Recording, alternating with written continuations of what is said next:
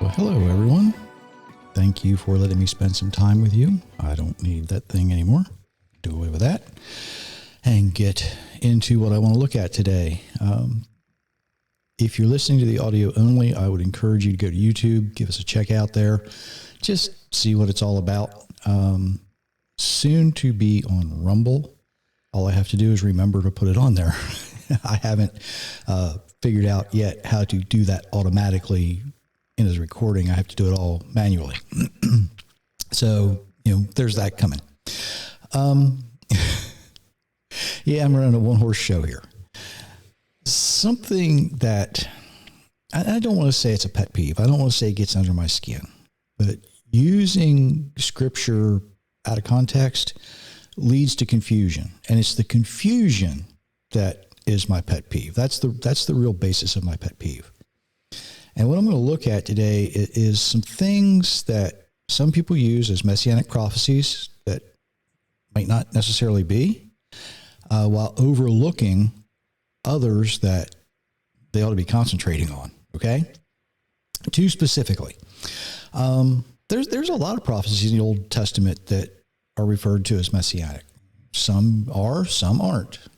And the problem is being able to tell the difference between the two. To tell the difference, it's not always easy, okay? It's just not always easy. What we need to do is look at the passage in context, figure out if we're considering the traditions, or are we just, trying to make something fit where it isn't designed to fit. First verse I'm going to look at is Isaiah 7:14, for instance. It reads, "Therefore the Lord himself will give you a sign. Behold, a virgin will be with child and give birth to a son, and you will call him Emmanuel." Well, the word virgin isn't used. It's young woman. The rest of it, there's not an issue with. But it's typically used around Christmas time in conjunction with Matthew 1:23. "Behold, a virgin will be with child and give birth to a son, and they will call him Emmanuel." There's a little problem with some textual criticism with Matthew 1:23. Not all of the early manuscripts agree on the same terminology. Again, some use young woman, some use virgin, some don't use Emmanuel. Just saying. So, it's pretty obvious Mary didn't name the child Emmanuel, right? She named him Yehoshua, just as Jeremiah indicated in Jeremiah 23:6, "In his days Judah will be saved, and Israel will dwell securely. And this is the name by which he will be called, the Lord our righteousness," or Yehovah Zadokinu.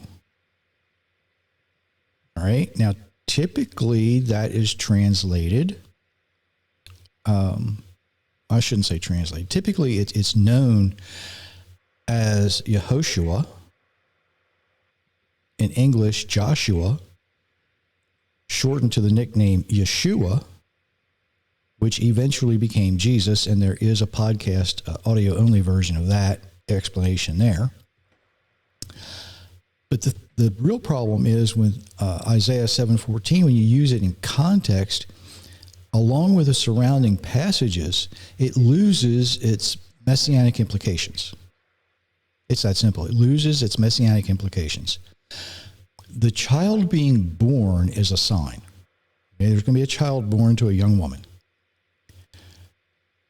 And then later in verse 16, "Before the boy knows enough to reject evil and choose good, the land of the two kings you dread will be laid waste."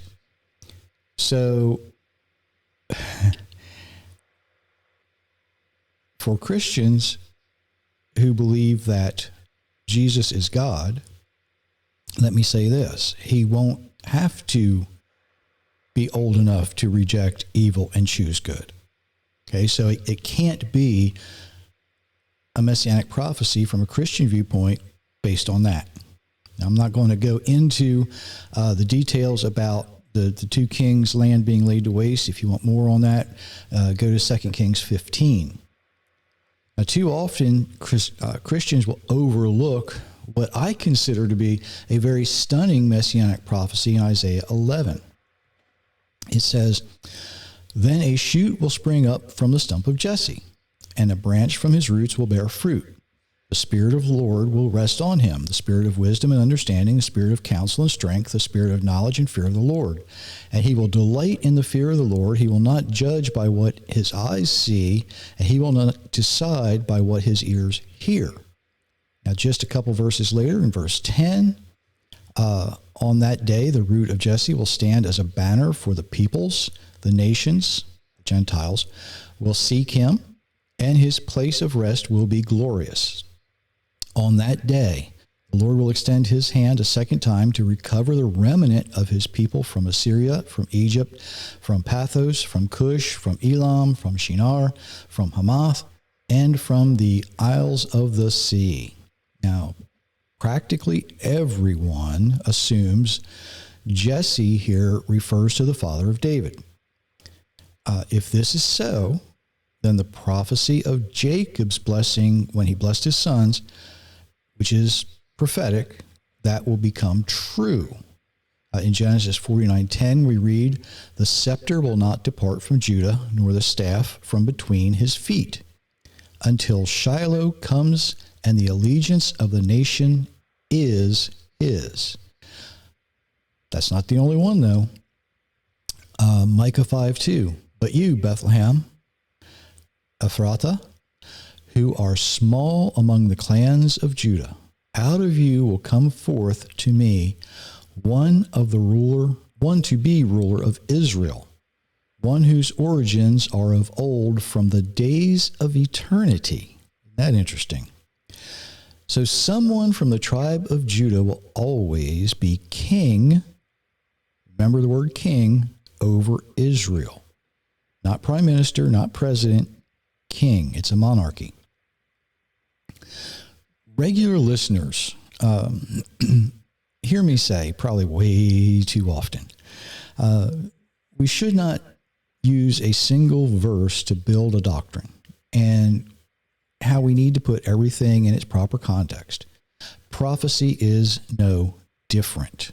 Okay? Prophecy is no different. One verse might sound like the fulfillment of prophecy, but the entire event needs to be completed in order for it to be prophetic. The entire event. Now, there's no denying that Yeshua Jesus is found throughout the Hebrew Bible, what Christians consider the Old Testament. However, to force something to refer to him that doesn't completely fit adds to the confusion. And confusion is then compounded by tradition, poor translation, and to put it bluntly, just plain ignorance of the Bible. Okay? A lot of folks I know, they understand I don't like to get involved in eschatology. I don't. It's not that I hate it. I just don't think it's necessary to attempt to put a timeline on something we don't understand yet. And anybody who says that they understand it, they don't. Don't care who it is. But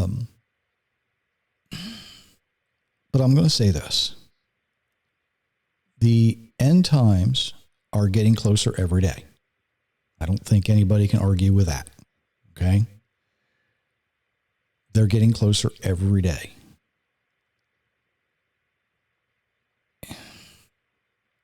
Now, more than any time in history,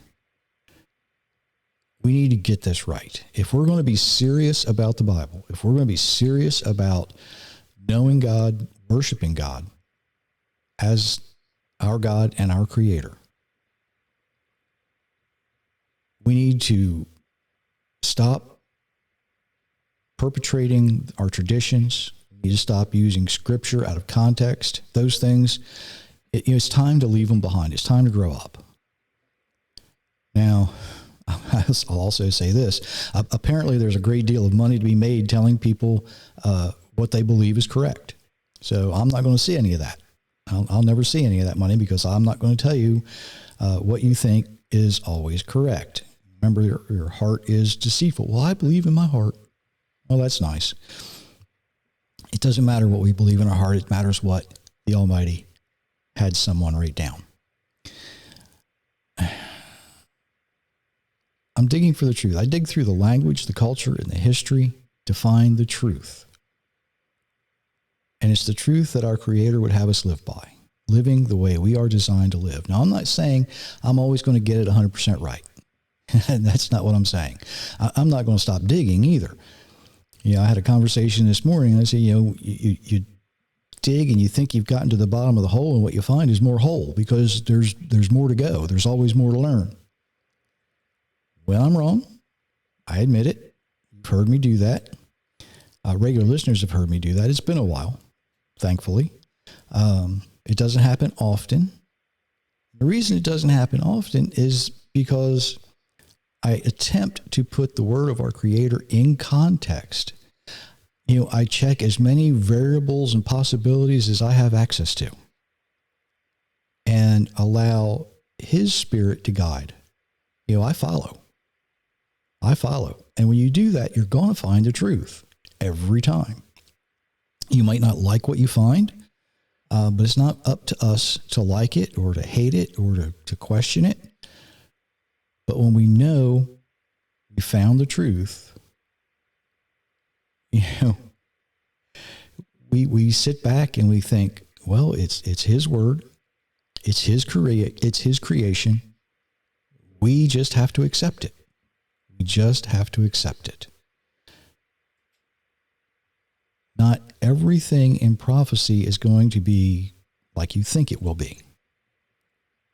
People 1,000 years ago probably had a completely different idea about what prophecy meant than we do today. People 5 years from now might think something completely different. People tomorrow might think something completely different. We need to look at the events, put them in context, and make sure that what we're reading is the way that the people it was written to would understand it. As close as possible. Are we going to get it perfect? No. But we can try, and we can strive, and we can study, and we can work at it because it's worthwhile. Something to think about until next time. And until then, I do wish you many, many blessings, everyone.